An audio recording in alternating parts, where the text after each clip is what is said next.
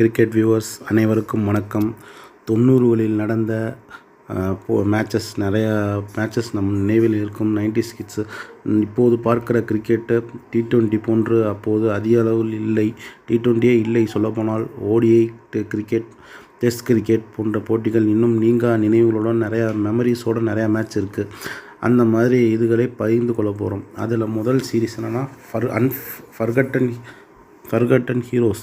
அதாவது இந்தியாவுக்காக விளையாண்டுருக்கிறத நம்ம சாதித்த வீரர்களை மட்டுமே நம்ம ஞாபகத்திருக்கோம். இந்தியா மட்டுமல்ல, உலக நாடுகளில் விளையாண்ட இங்கிலாந்து, சவுத் ஆஃப்ரிக்கா எல்லாத்துலேயும் விளையாண்ட, வேர்ல்டு லெவலில் விளையாண்ட சாதித்த வீரர்களை மட்டுமே நினைவில் வச்சுருக்கோம். இதில் சிறப்பாக செயல்பட்டிருப்பார்கள். ஆனால் அவர்களுக்கான பெரிய அளவில் வாய்ப்பு கிடைத்திருக்காது. அவர்களை பற்றி நாம் தெரிந்து கொள்ள வேண்டும் அல்லவா? அதில் முதலாவதாக நம்ம பார்க்க இருக்கிற வீரர் யார் என்றால், இவர் இந்தியாவுக்காக விளையாண்டிருக்கார். இதில் எத்தனை பேருக்கு நமக்கு தெரியும்? இவர் பேர் ரிட்டீண்டர் சிங் சோடி. இவர் 2000 ஆண்டு ஜிம்பாப்வேக்கு எதிராக இந்தியாவில் டெபியூட் பண்ணுறார். அதற்கப்புறம் ஒரு 4-5 சீரீஸ் ஆடுறார். இவரோட ஸ்பெஷாலிட்டி என்னென்னா, ஒரு ஆல்ரவுண்டர். Under-19 உலகக்கோப்பை விளையாண்ட ஒரு ஆல்ரவுண்டர்.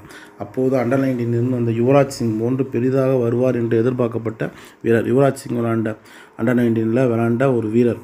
இவர் ஆஃப் சைடில் நல்லா அடிக்கக்கூடிய, லெக் சைடில் இறங்கி சிக்ஸ் அடிக்கிற நல்ல ஸ்பெஷலிஸ்ட்டு.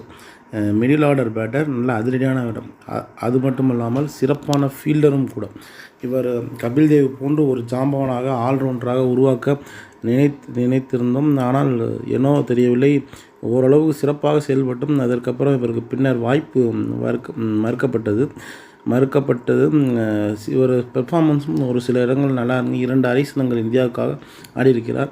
இவரை போன்ற வீரர்கள் நம்மில் எத்தனை பேருக்கு தெரியும்? இவரை பற்றி தெரிந்து கொள்வோம். நன்றி, வணக்கம்.